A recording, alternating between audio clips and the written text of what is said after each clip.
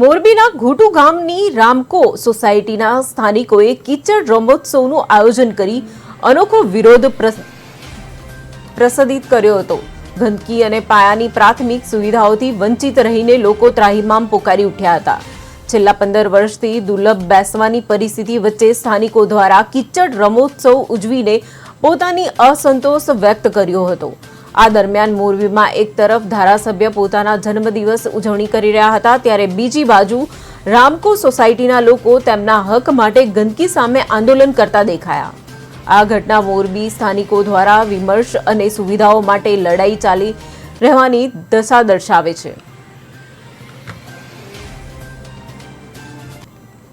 આયોજન એટલા માટે કરવામાં આવ્યું છે, બરોબર, કિચડ આયોજન કે આ સોસાયટીની હાલત જોવો તમે।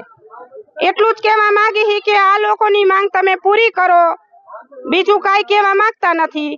આપણે કોઈ રોડ રસ્તા બંધ નથી કરાવવા કે આપણે કોઈ ટ્રાફિક જામ નથી કરવું। આપણે શાંતિથી જ વાત કરવાની છે કે રોડ, પાણી, રસ્તા, ગટર બધું વ્યવસ્થિત કરાવી આપે, એટલે બીજું કાંઈ કહેવા માંગતી નથી। હું આટલું કહેવા માંગુ છું।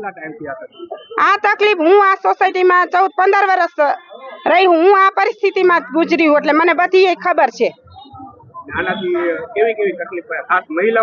મહિલાઓની તો વાત જ જવા દો।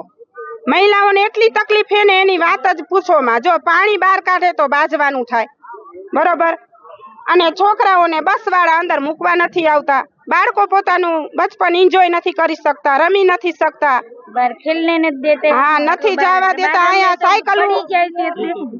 સાયકલું લઈને નીકળે તોય બિચારા પડે, ખાડા ને ખચડિયા નકરો ગોબર વાળો ને આવું કેને ગમે? કેને અમારે એવું ગમે? એક વખત તમે અહીંયા આવીને જો આ લોકો અત્યારે જે હાલ અમે જે પ્રોગ્રામ કરેલો છે કિચડ રમત ઉત્સવ, જેમાં બાળકોને રમાડી જુદી જુદી ટીમ બનાવી અને અમે જે આ આયોજન કરેલું હતું, અમે આ આયોજન એટલા માટે કરેલું હતું કે ક્યાંક ને ક્યાંક સરકારને જગાડવાનું આયોજન કરેલું છે। અને અમારા જે અહીંના પ્રતિનિધિ ધારાસભ્ય સાહેબશ્રી છે એને ખબર પડે કે આ લોકો હજી એટલી રજૂઆત કરવા છતાંય જો તમારા પેટનું પાણી નથી હલતું, તો અમે આ માધ્યમથી તમને કહેવા માંગીએ છીએ કે આ જે રમત ઉત્સવ છે એ રમત ઉત્સવ જ નથી, અમારી સોસાયટીની માંગણી પણ છે રોડ, રસ્તા અને ગટર ને પાણી જે સુવિધાથી અમને વંચિત રાખવામાં આવ્યા છે। તો ખરેખર આ સુવિધામાં અમારા બાળકો જીવે છે અને આ બાળકોને જો કાંઈ પણ થશે તો એની જવાબદારી મંત્રી સાહેબશ્રીની, ઘોટુ સરપંચ સાહેબશ્રીની, કલેક્ટર સાહેબશ્રીની અને અમારા ધારાસભ્ય સાહેબશ્રીની રહેશે। અને આમાં જો રોગચાળામાં કોઈ પણ વ્યક્તિ મર્યું તો અમે આક્ષેપ એના ઉપર જ કરશું, કેમ કે હજી સુધીમાં અમને કોઈ પણ સુવિધા મળી નથી। એટલી રજૂઆત એટલા કાગળ સોસાયટીમાં રહીશી, ઘોટુ રામકો સોસાયટીમાં રહીશી।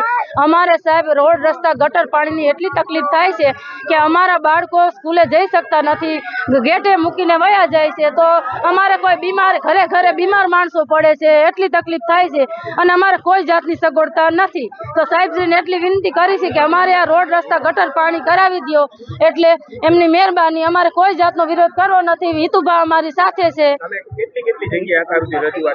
અમે સેવા સદને ગયા હતા, અમે 100 ઓળીએ ગયા હતા, ઘોટુ સરપંચ આગળ ગયા હતા, પણ કોઈ તંત્ર આમાં ધ્યાન દેતું નથી। અમે હેરાન થાય છે, તો 800 માણસો આમાં હેરાન થાય છે, તો એ લોકોને કેમ નજરમાં નથી આવતું એમ અમે એમ કહેવા માંગે। અમારે કોઈ જાતનો રસ્તો નથી બંધ કરવો, કોઈ પબ્લિકને હેરાન નથી કરવી, પણ એ લોકોને કેમ અમારું તકલીફ નજરમાં નથી આવતી એમ અમે આટલા માણસો હેરાન થાય છે। અમારા બાળકો કોઈ ડિલિવરી કેસ હોય તો બેનું પ્રેગ્નેન્ટ હોય છે તો આ પડી જવાની બીક લાગે છે, ઘરે બીમારીના ખાટલા, આ ગંદકી સોસાયટીમાં એટલી બધી છે।